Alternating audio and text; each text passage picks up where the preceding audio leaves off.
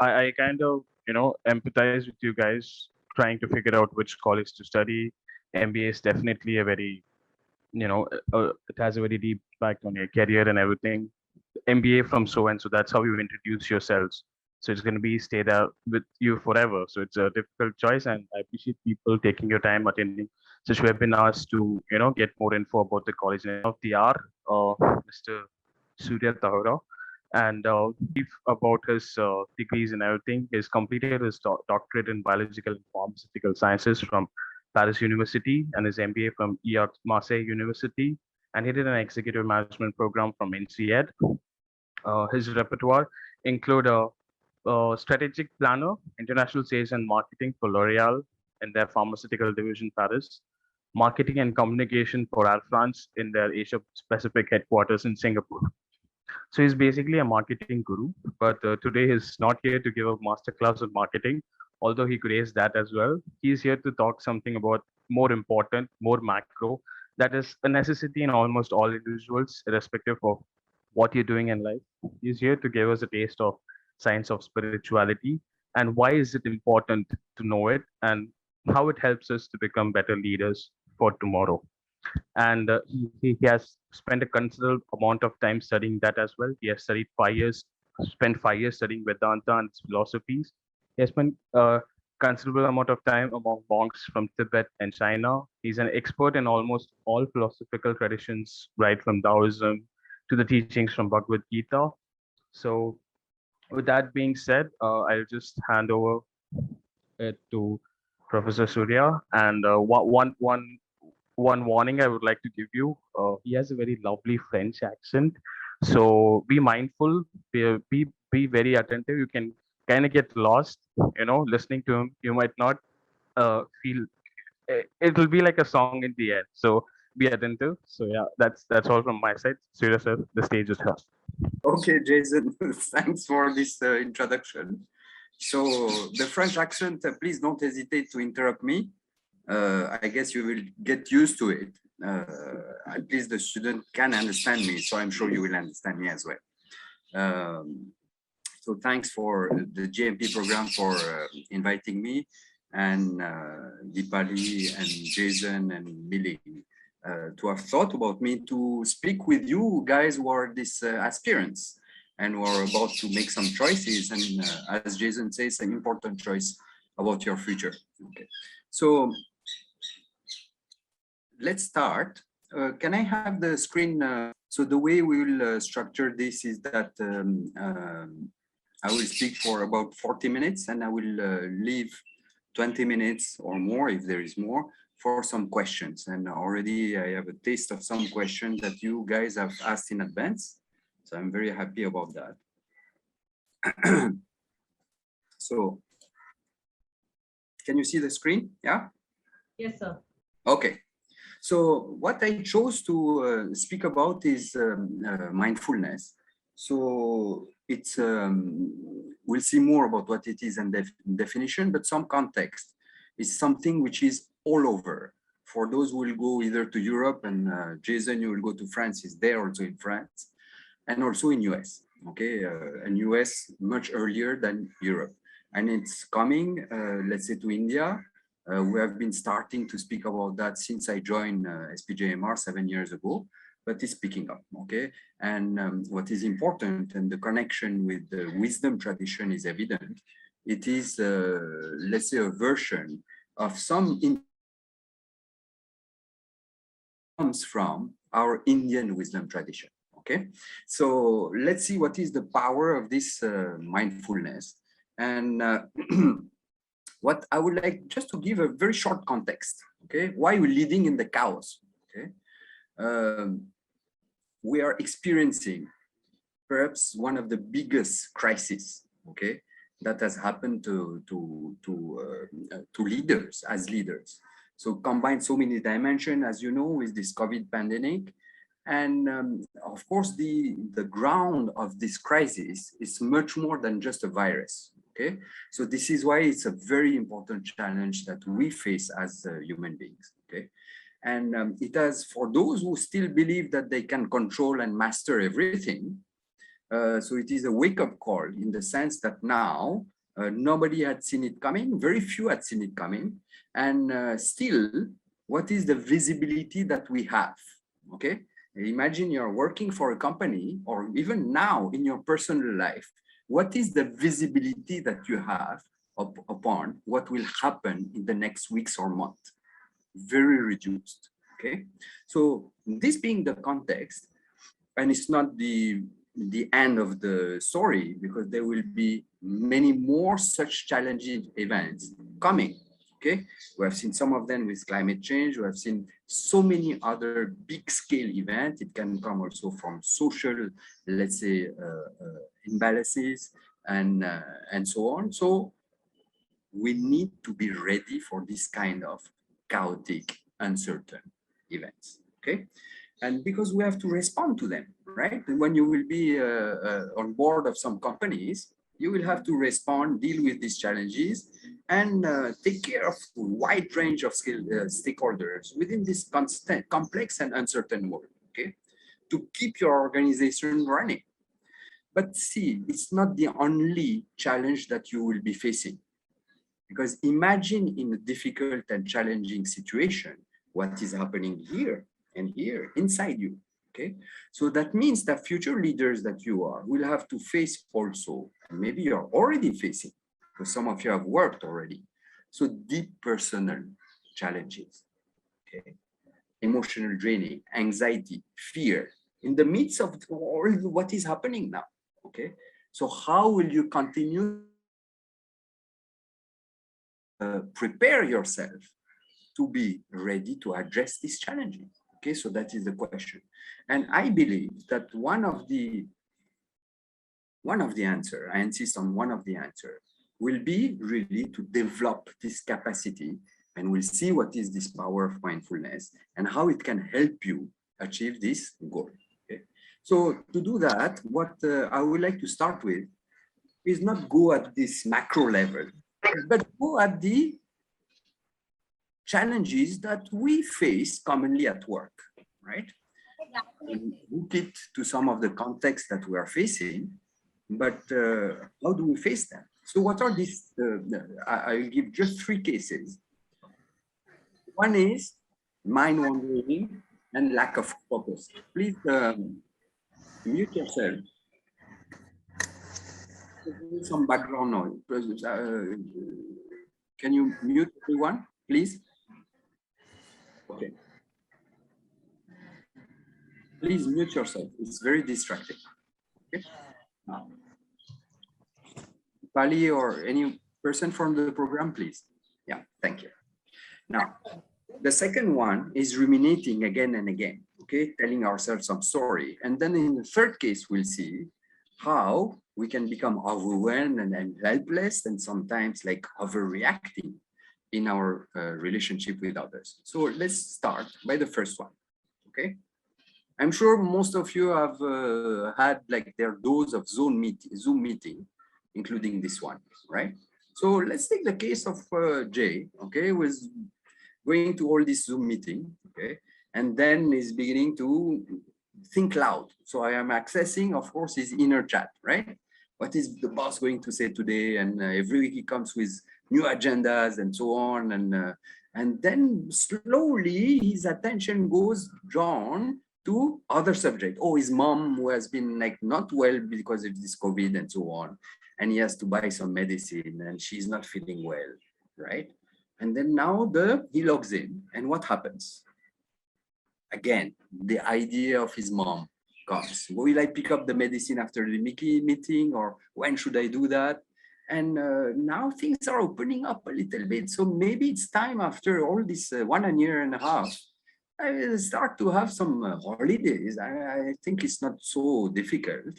And this is while all the meeting is going on, right? Oh yeah, I have to check the test requirements, and oh, this new boss, what does this remind me of? And I must not forget this invoice I had to send to this customer and so on. So the whole thing, while the meeting is going on, there is a wild, another, let's say 24 hours, let's say chat and dialogues, which is happening. So obviously, what is Jay's problem? And many of us, I mean, it's not it's just Jay, this lack of this ability to focus and stay with what is happening now. And it's as though there is a kind of parallel, let's say, things which is happening where we are dubbing all what is happening, and this sometimes takes us away from what is happening, right? So is it something familiar, guys, when I describe this? Has it Yeah, ever yeah, very happened much. to you? Right? Okay. Right. Definitely. So how do you think you would address this kind of problems? Not easy questions. In fact, I think this was one of the questions I got from Dipali. How would you address that? Right? How? So the way to address that is very simple. Okay, I will show you some of these. So with some training, it means some practice. What is mindfulness is telling us is that Jay could learn to bring his attention, okay, and apply his mind to what is in front of him, right? More readily in the present moment. How? So there are techniques for that, which are, okay, now, can you become aware, okay, either of your body, any physical sensation which are happening now in your body, by following your breath for a few moments. Just following your breath, right? Okay. So we'll do this practice together, and you will understand why it needs practice. In fact, it's not so easy. It seems like a very simple thing, just to watch your breathing, but you will see how difficult it is. But at the same time, we'll see with the second case, what does it develop exactly, this practice, okay? So, second case, not just a case of distraction, but now it's a case of, again, this rumination, but with another dimension here, the rumination, the thoughts, the inner thoughts which are going on in Anita here, are also coloring her perception or reality of what is happening. Okay? Not only as Jay, you can be away and distracted from what is happening, but in the case of Anita, not only you are not able to be there and do what needs to be done and apply your mind, but you are projecting things. Okay, so look at this small little case study. What is happening? Context, pandemic. Okay, could be any other context as well. So what is the context? Many layoff in companies, or cut of salary, or a lot pick up the job of the one who have been asked to leave, right? And then as it is like in the evening, she picks up a message from her boss. Anita, we need to talk. Can you make 6 p.m. in my office? Okay. So this is what is happening and what is the message. Now look at this. What is happening as the result in the mind of Anita? Anita thinks what? She might have heard a slightly censorious tone in Shivani's message. Okay, so what is happening? Redundancy. I am redundant. Okay, maybe I will be asked to leave. Then she feels, look at this now. You remember in the first I was speaking about body sensation? Look at this. Anita feels some, let's say, hollow feeling in her stomach, right? Why? Look at this. And it's all running in her mind, okay? I've just taken a mortgage. Okay, what is happening? Now she's projecting something which is the worst possible scenario for the future, for herself, right? And maybe we'll have to sell and move, and how will do? The children have just settled. How will they cope without a home? And getting a new job in this context will be very difficult. Okay, look at the question which are going there. And here, another thing is happening.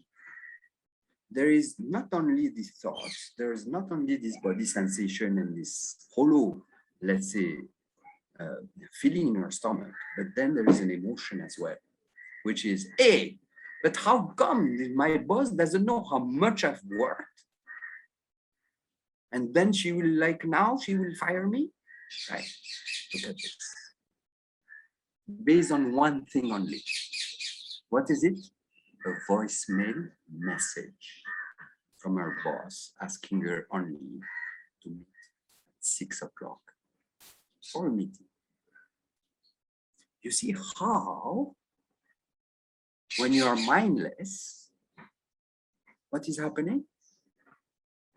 You get trapped into this series of thought and you begin to live in a bubble of subjectivity, a bubble where you are disconnected from her. But maybe she wants just to congratulate her, or tell her, yeah, let's do this together. Or tell her, you know, Shivani, I really appreciate what you have done, right? But look at the realities that she has created for herself. So now look at this, another question for you. Imagine this is how this Shivani, Anita, sorry, is feeling. Do you think she will be in a good position? Because the meeting will happen now in 10 minutes. What do you think? Right? Obviously, she's not well placed because she will be on the defensive and project her fears and anxiety during the meeting itself. So the question is, obviously it has happened to all of us, right? Where we are not in touch with that happening and we're in this subjective mode, in another reality, not what is in front of us. So how to take care of this, right?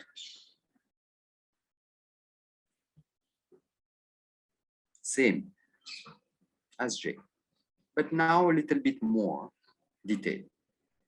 Imagine that she would be able to know what is happening, this hollow feeling, okay? This body sensation that this news has created in her and all her thought between her and this. And taking this as a clue that, hey, maybe here I'm telling myself a story and creating a bubble. Is it really useful to me to tell myself this kind of story? Is it true to what is happening, or is only a catastrophizing way to look at the situation? Right? So this is where the power of mindfulness is, right? To have this space. And then from this space, you can reframe what able to come to this, in this case of Anita, to come to this meeting with an open mind, not with this agitation and this fear and this anger, right? So, second case, right? You see how much it can impact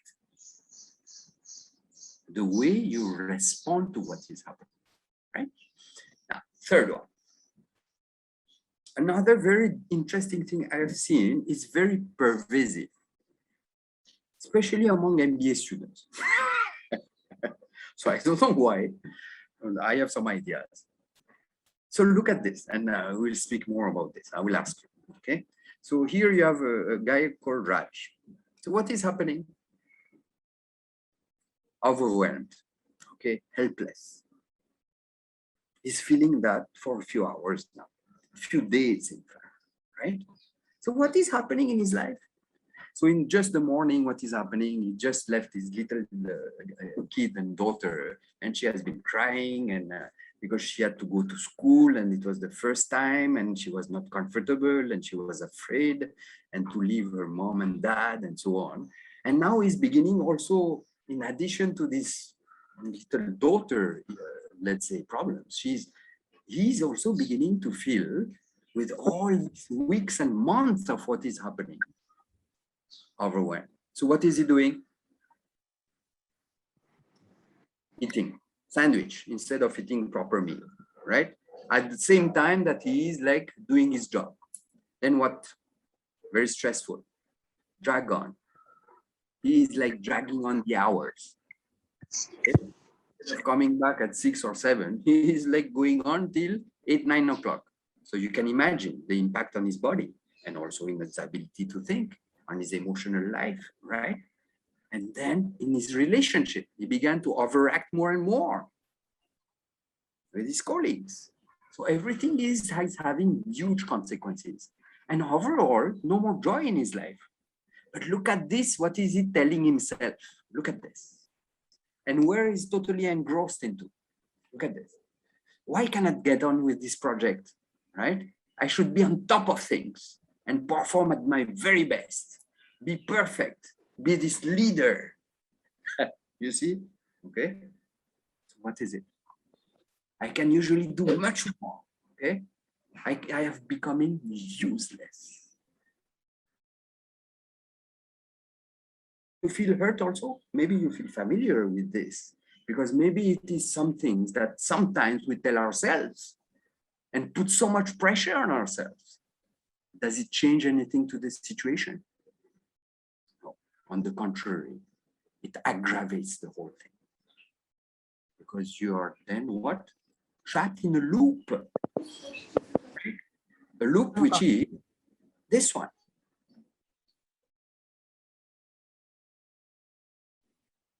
Where the thoughts will trigger feelings, will trigger body sensation, and which will trigger then some behaviors. Look at the chain. And then the same behavior of long working days and skipping lunch will put you in a state of energy, which will be drained, drowsy. Then it will facilitate the emergence of the thought, which are like self-destructive, self-critical, right? And this feeling.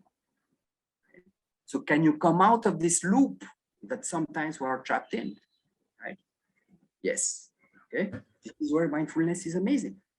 So he can learn to see how this self-pushing and critical view, where in fact what he needs is to be kind to himself. In challenging times, you need to be a friend to yourself. Okay? How to do that? Okay? How it has affected his relationships, okay? His productivity, his efficiency, ending up in hurtful, let's say, relationship, okay? And then more fundamentally, now we are going a little bit deeper. How self-critical habit, okay, has dragged him into this endless loop, and how we can turn the whole thing by developing a self-compassionate kindness towards himself. Of course, that doesn't mean being lazy and being lax, but can you be a friend and still from a space where you will be able to perform better, right? Encourage yourself. Still be driven, but with kindness. Okay? So, these three cases point out towards something which is amazing. All these three people have to discover something which is what? Get out of their autopilot, subjective storytelling, and all the impact it has on their emotion and body and so on. And finally, in terms of behavior, right? So instead of being in a reactive way, can we discover a space between what is happening here and the way we can respond? Because in that space, as Viktor Frankl, I'm sure many of you know him, okay? In that space is your power to what? To choose, not to be driven instinctively, mechanically in this autopilot mode, just to do and lash out or perpetuate this destructive kind of, let's say, habits, as we have seen in the cases. And in this is your freedom. And in this is your efficiency, right? So this is why this mindfulness is power. In fact, it is a competitive advantage. Right? All of you will be trained, whatever school you go to. Of course, we have excellent teachers who will teach you marketing and ops and so on. Excellent, the top of the top. But many other schools also are giving, maybe at a lesser level or equivalent. But what will be the competitive advantage is this. Right? Now, Why? See, researchers and a lot now in corporate space have established one thing, very simple. There are two meta competencies. In addition to these technical skills of building some business plan and being be very fluent in project management and so on, right? The competencies are self-awareness and mastery over what is happening here and here. Right? Because this is what will determine how you address the complexity and the uncertainty of the challenge you have spoken, which will be the context of your leadership, right? And this is the idea. What we need is focus. What we need is clarity, seeing clearly what is, not some distorted view of what is happening. And acting, not mechanically or reactively, but from a centered, calm, and lucid appreciation from what is. Oh, your alphabet math. Okay, Good. so please again, some background noise. Dipali, can you cut the people? Mute them, please. Yes, sir. Yeah, thank you. So now I'll put a case to end this, which is the other way. So it's narrated in a very nice book that will take, if you join our institute, okay, which is called the Finding the Space to Live, okay? And this example of one executive, Susan, okay, who went to a meeting. And in this meeting, what has happened? She has invested a lot of time and work on a project, a major project, months. And what was the outcome of the meeting? She would have to rework a lot, okay? And Susan can be any one of us. What would be your normal reaction? Waste of time. What is it? What are these people? How dare they don't why they are forcing me to do all. You see all these reactions which are happening, right? But now what is happened is that Susan has learned some of his mindfulness tools, insights, and practices. Right? So she recognized, as it was happening even during the meeting itself, this form of reactivity, and she paused. Right? And she asked herself, hey, okay, now something is happening now. Do I enter in my mindless, self-defeating, destructive loop? Or can I now pause and think about what are the options that are in front of me, which will be more useful? Right? So this is the promise of mindfulness. It works, okay? Second thing, as she was saying that in the book, it's written, it's a narrative that there was a joy. Okay, so don't think about mindfulness just as a technique. Okay, there is a deep joy here. Why? Because it gives you access to this space of freedom, space from overreaction. You are lucid. You're in touch with what is, and if you're in touch with what is, you can really dynamically and flexibly respond to anything because the technical skills you will have anyway, right? Now, look at this. What is this pause we're speaking about? I know you like music, okay? All of you, like me. I love music. What is it in music? This quality of this great musician, which can tell us something about leadership. Arthur Rubinstein, maybe you don't know him, one of the greatest classical pianists of the 20th century. And when he was asked, what is it that makes your music so amazing? He said the pause, the silence between the notes. So it means what? This ability to pause, to be in this moment between two notes, two actions, to striking the chords of the piano, okay, and be there. And this is from this space that emerge your notes that you're playing, your action. Right? You see that? When you will listen today to your favorite song or band or whatever, try to be aware of the silence between the notes. And you will have another way of listening to music. So here, the whole thing about mindfulness is the same. Can I access this spacious, calm, centered me? And then from that space, okay? So definition of mindfulness, now it's easy. Now with all these cases, what I have told you, it's very easy. Living consciously, living mindfully implies what? That you're in touch with reality. Not what should be or what he should not have done, she should not have done, he should have done that. Why is this happening to the reality? Is what is the reality, what has happened now, unfiltered by your biases and fears and projections.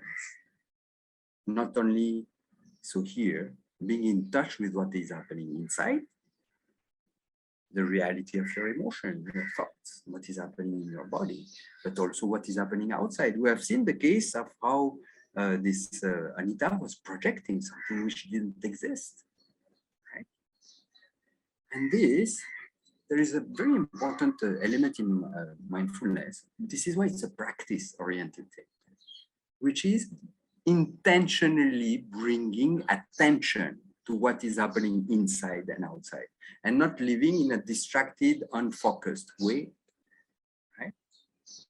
Being in this present moment. Okay? So I just want to end this by showing you a video. What are the benefits as executives, okay? See it, who have undergone a training, okay? So let's see this. Then we'll take some questions.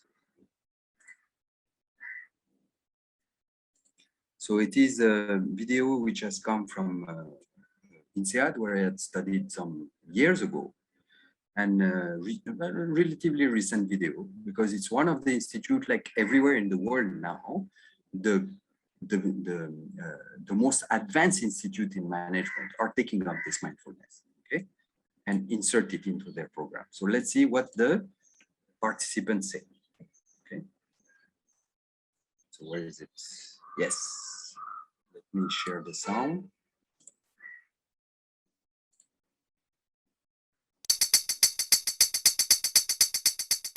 Well, welcome to class, everyone. Glad you're all back for our entrepreneurial leadership course. We're going to do meditation again this morning. So let's get in our position. Everybody kick off your shoes. Get your feet flat on the ground. In fact, let's start different today. Let's stand today. Everybody stand up to start. Okay? Believe it or not, this is a class of executive MBA participants. It's 9 a.m. on a Thursday morning at INSEAD's Asia campus in Singapore. Randall Carlock, a professor of entrepreneurship and family enterprise, is kicking off the day with a meditation session. 1. Focusing on our bodies. Focusing on our relaxation. Now roll our shoulders the other way. Okay, stop a moment and just breathe. Professor Carlock leads the class through some Pilates movements and some deep breathing exercise to center the thoughts of the participants. Let's lift our arms up over our head, making a prayer and pulling our hands down. Brain, so our thoughts will be clear. Stop at our mouths, so our words will be clear. Stop at our heart, so we'll think clearly of others. Coming from all over the world, the students are here for only 10 days as part of their program. They're away from the office, but by no means unplugged. Their phones are buzzing and their families wait for them back home. Professor Carlock explains that the meditation is designed to center them, to put them in the here and now, and it's a proven technique he uses himself. Before I was a professor, I was a CEO. and I took my company public on the NASDAQ.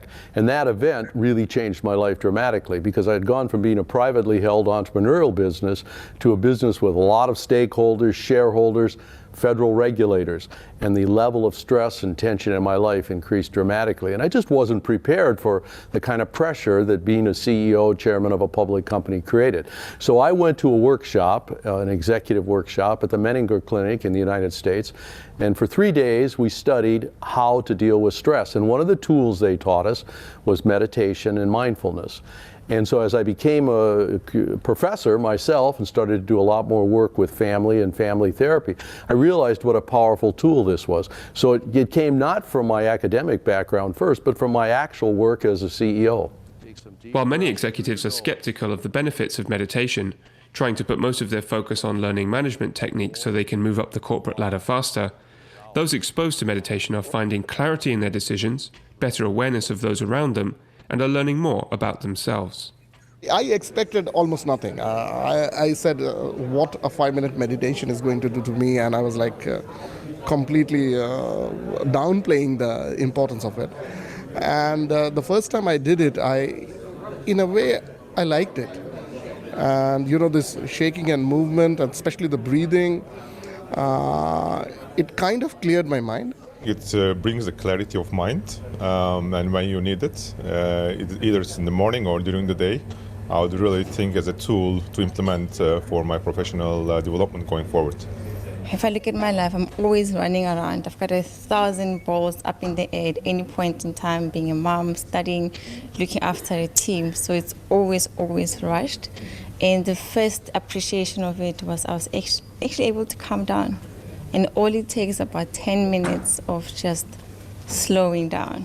It's a good thing to be focused and to be self-centered. So I'd like to bring something similar in the work environment. It helps making a decision specifically in the critical situation. So when you have to take risk, when you have to make a serious decision on someone's behalf, or like for a serious matter on your business life, that's important because you step back, you you remember your self during the meditation, and then helps to be relaxed and get a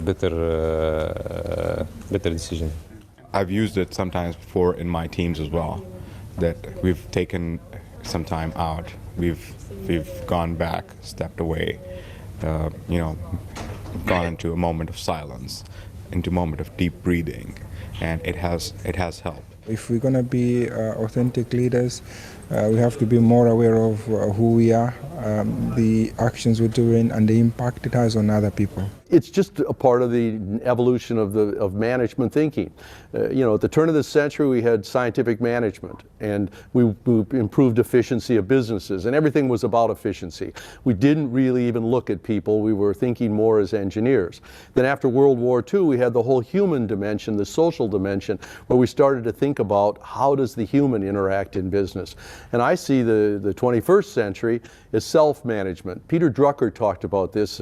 He coined the phrase self-management, and he said basically that executives, knowledge workers have to manage themselves, that other people can't manage them. And meditation is another tool for self-management. The emergence of meditation as a tool in business has been a fast one in recent years, and with major business leaders and entrepreneurs all touting its benefits, as well as business schools, it seems to be catching on. Let's come back to the classroom. We're back in class, centered and ready to go. Let's talk about values. Your question.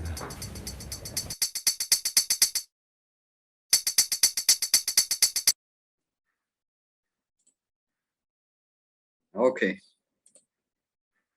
So any comments from anyone on this so far, this video, or whatever? Anyone?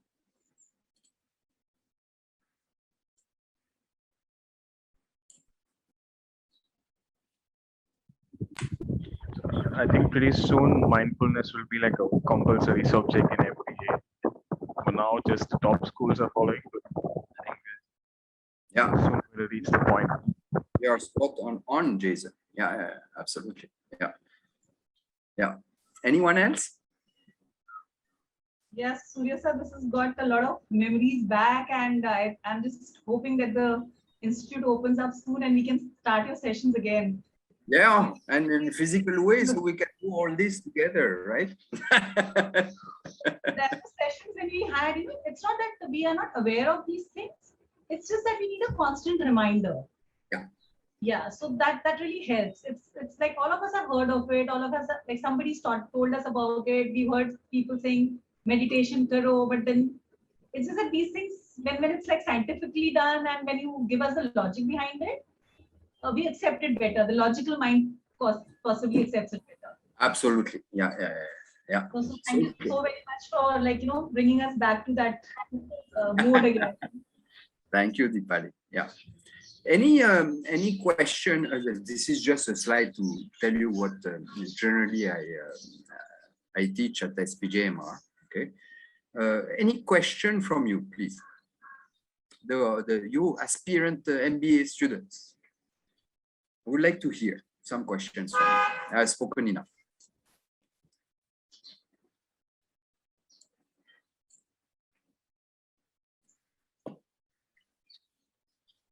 So Professor Surya, there's a long history at SPJMR, right, of this course. So when did it start? Can you talk a little bit about the history of this course?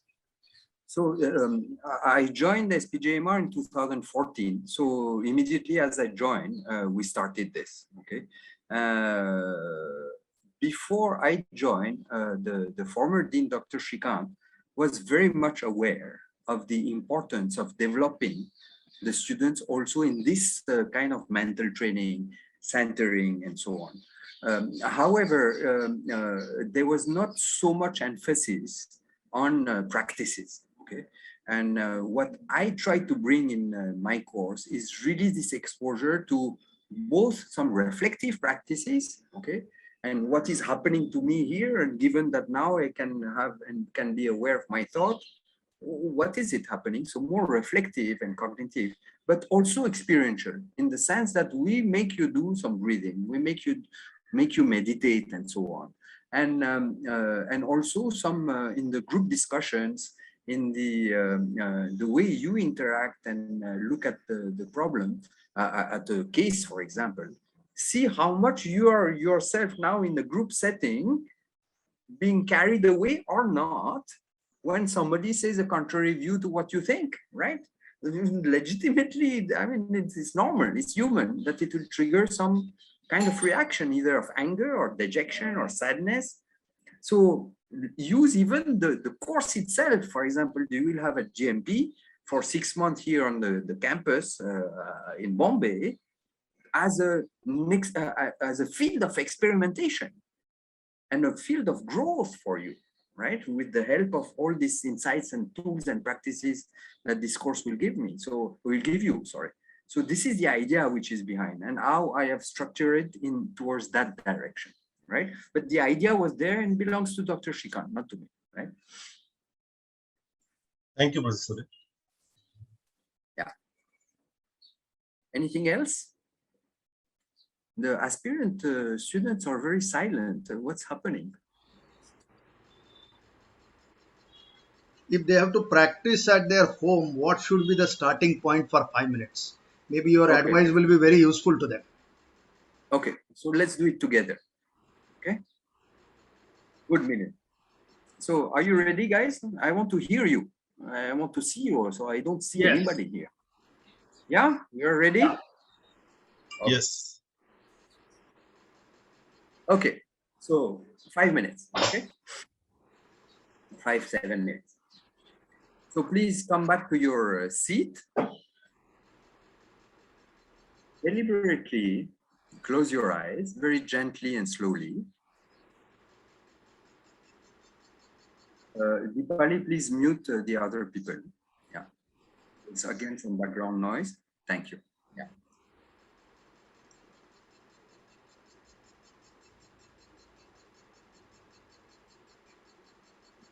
Please, the background noise will be distracting you. Yeah. Okay.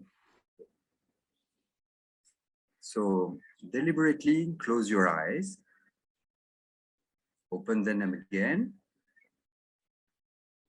And then gently mindfully, just feel the touch of your eyelids, upper eyelids, touching your lower eyelids. Do it 1, 2 times.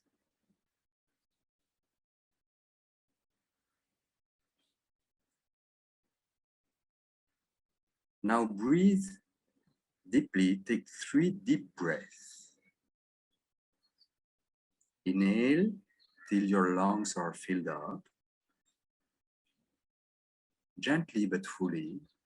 And then exhale, emptying your lungs. So again, 2, 3 times more.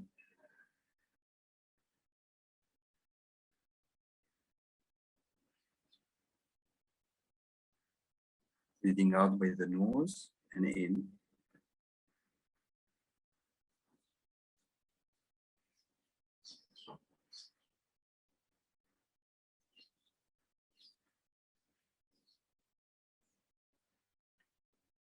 Now, you're aware of your body as a whole, from head to toes. Connect to your body.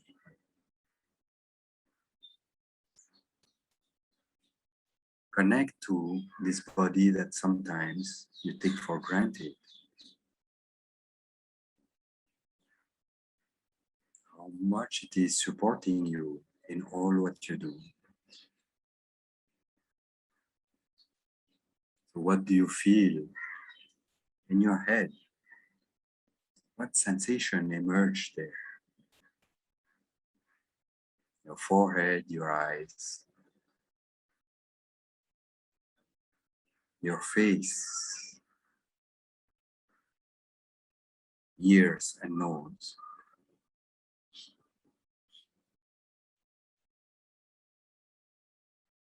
What about your mouth? Can you feel the gentle touch of your lips?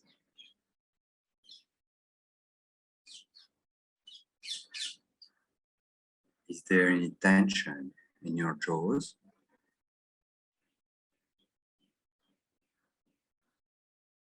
What about your neck and shoulder? How do you feel there?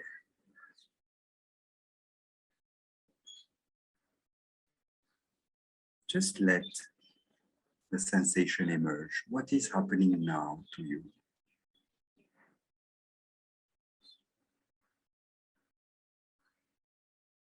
Now turn to your lungs and heart area.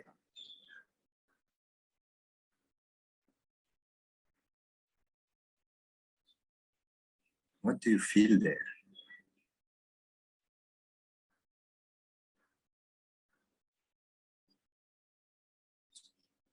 Now we'll stay a little bit a while in this area and allow your breathing just to take place by itself. You're not trying to control your breathing. Now you're just watching your breathing take place naturally. Breathing in, you're aware. Breathing out, you're aware.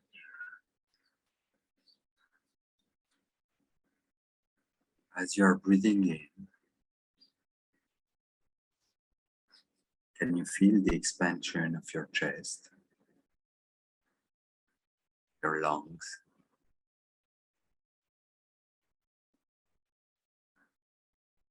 And as you breathe out, can you feel your belly movement?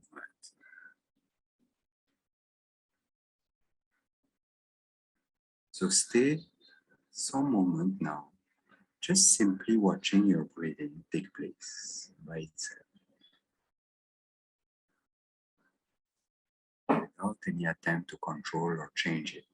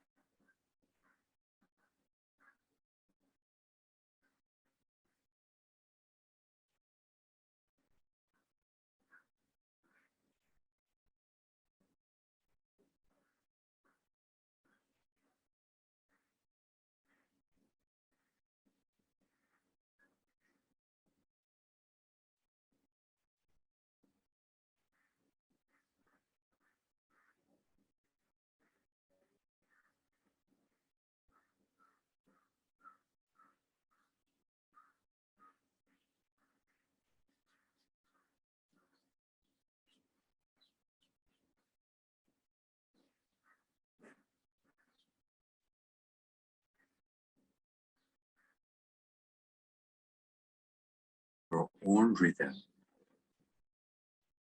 You can slowly open your eyes.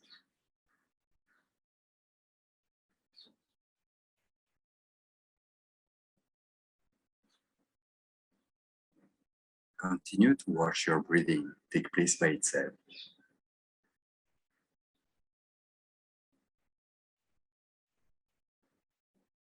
And now you're aware also maybe of the sounds around you, of all these objects, these forms and colors around you.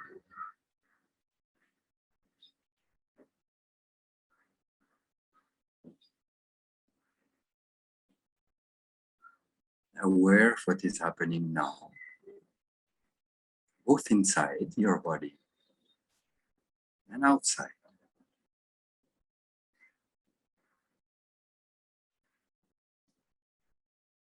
Okay.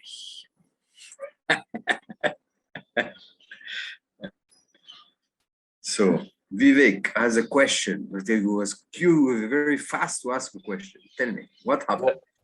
Sir, I just want to ask the way corporate structures are now inclined towards ESG kind of environment.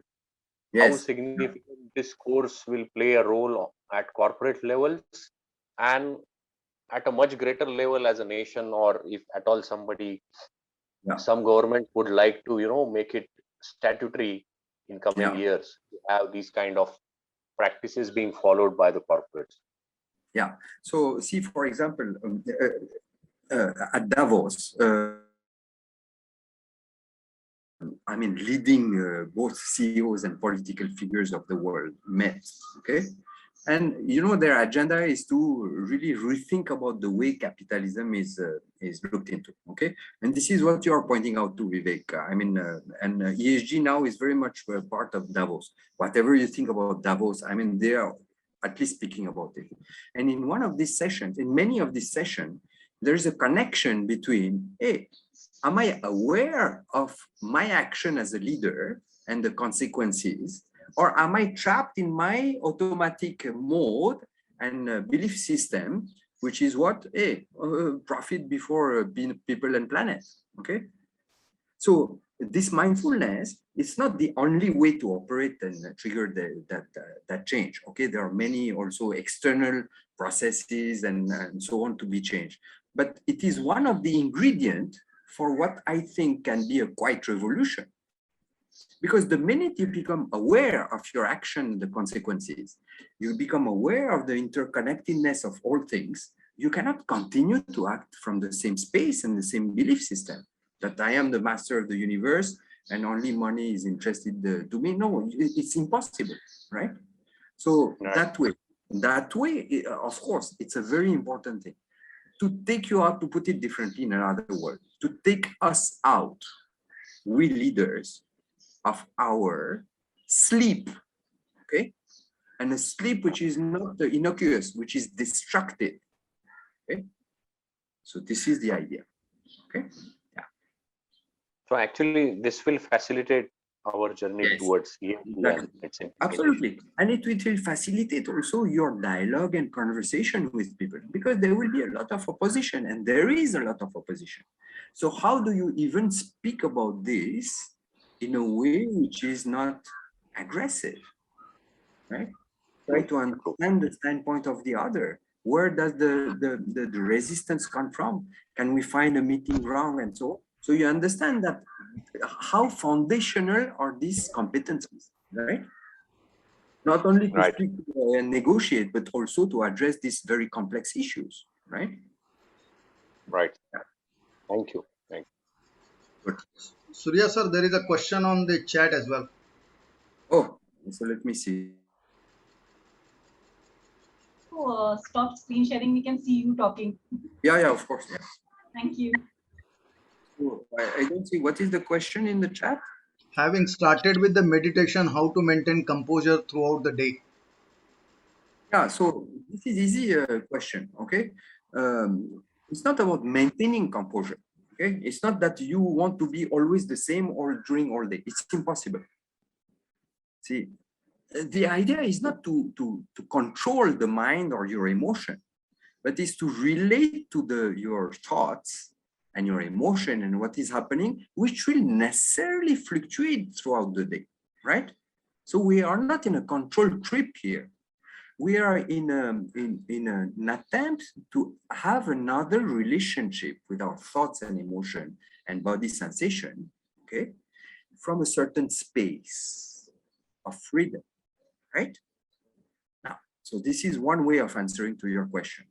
The second way of answering to the question, relatively, I would reframe your question and say, relatively, how can I be more or less, let's say, centered and lucid throughout the day, relatively, okay? It's not an injunction or something which is to be perfect and be in some stita prajna, so-called robotic way of being always like, no. Relatively, how can I do that? The answer is simple, practice, okay? Practice is the only way. It's like, I like to compare this training of the mind and this training into mindfulness in creating the space to running a marathon. You need to develop this muscle, just like you develop your muscle over time. It's not because you have just run 2 times 3 kilometers that way here, the practice is essential. And what is beautiful is that there is a lot of research which is demonstrating how a regular practice of even 30 minutes per day during 2 months, okay, or even less, there's other research studies who are showing that, is modifying what? Your brain and your neuronal pathways and the connection between different areas of the brain which are involved in emotional regulation, in taking this perspective, and so on, and this distanciation from the thoughts. So it works and it is proven, but practice. Okay. Yeah. Any other question?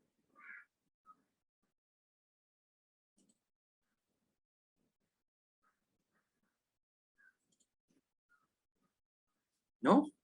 Okay.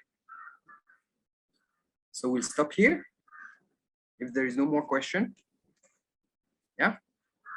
Yes, sir. Sure, sir. So thank you very much.